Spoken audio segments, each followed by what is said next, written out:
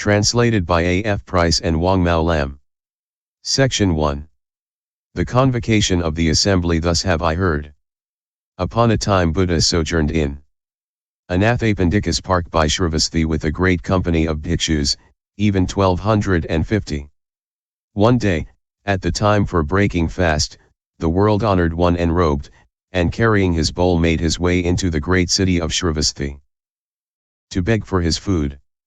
In the midst of the city he begged from door to door according to rule. This done, he returned to his retreat and took his meal.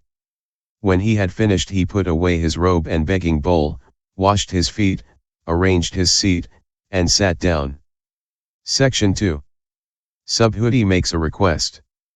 Now in the midst of the assembly was the Venerable Subhuti. Forthwith he arose, uncovered his right shoulder, knelt upon his right knee, and, respectfully raising his hands with palms joined, addressed Buddha thus: World-honored one, if good men and good women seek the consummation of incomparable enlightenment, by what criteria should they abide and how should they control their thoughts? Buddha said, Very good, Subhuti. Just as you say, the Tathagata is ever mindful of all the bodhisattvas, protecting and instructing them well. Now listen and take my words to heart.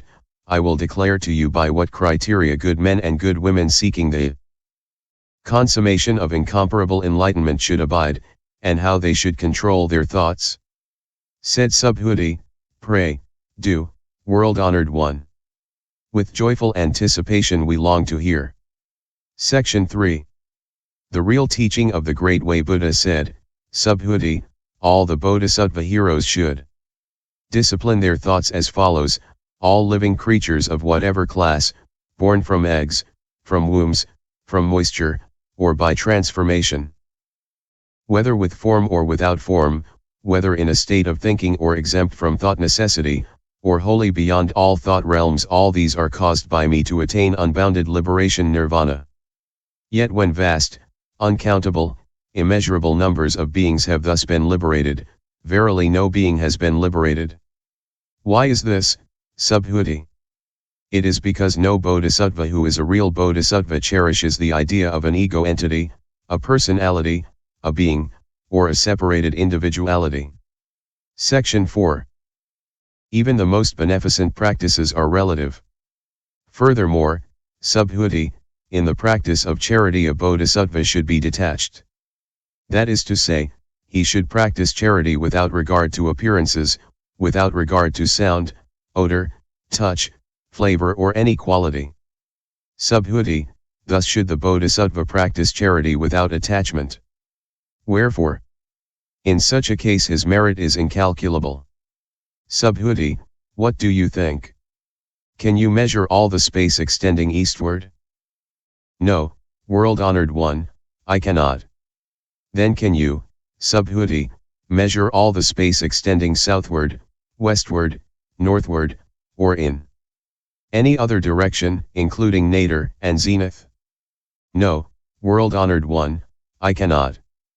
Well, Subhuti, equally incalculable is the merit of the bodhisattva who practices charity without any attachment to appearances. Subhuti, bodhisattvas should persevere one-pointedly in this instruction. Section 5. Understanding the ultimate principle of reality. Subhuti, what do you think?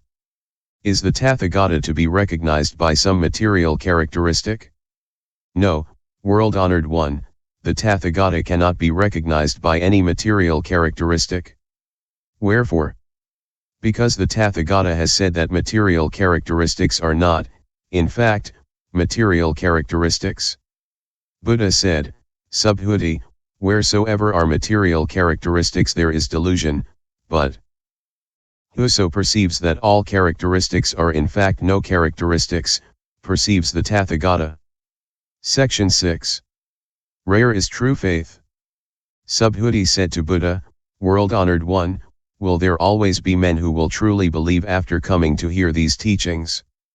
Buddha answered, Subhuti, do not utter such words. At the end of the last 500-year period following the passing of the Tathagata, there will be self-controlled men, rooted in merit. coming to hear these teachings, who will be inspired with belief. But you should realize that such men have not strengthened their root of merit under just one Buddha, or 2 Buddhas, or 3, or 4, or 5 Buddhas, but under countless Buddhas, and their merit is of every kind. Such men, coming to hear these teachings, will have an immediate uprising of pure faith, Subhuti, and the Tathagata will recognize them. Yes, he will clearly perceive all these of pure heart, and the magnitude of their moral excellences. Wherefore? It is because such men will not fall back to cherishing the idea of an ego entity, a personality, a being, or a separated individuality. They will neither fall back to cherishing the idea of things as having intrinsic qualities, nor even of things as devoid of intrinsic qualities. Wherefore? Because if such men allowed their minds to grasp and hold on to anything, they would be cherishing the idea of an ego entity, a personality, a being, or a separated individuality, and if they grasped and held on to the notion of things as having intrinsic qualities, they would be cherishing the idea of an ego entity, a personality, a being, or a separated individuality. Likewise, if they grasped and held on to the notion of things as devoid of intrinsic qualities, they would be cherishing the idea of an ego entity, a personality, a being, or a separated individuality. So you should not be attached to things as being possessed of, or devoid of, intrinsic qualities. This is the reason why the Tathagata always teaches the saying, "My teaching of the good law is to be likened unto a raft." Does a man who has safely crossed a flood upon a raft continue his journey, carrying that raft upon his head? The Buddha teaching must be relinquished, how much more so misteaching? Section 7. Great ones, perfect beyond learning, utter no words of teaching. Subhuti, what do you think? Has the Tathagata attained the consummation of incomparable enlightenment? Has the Tathagata a teaching to enunciate?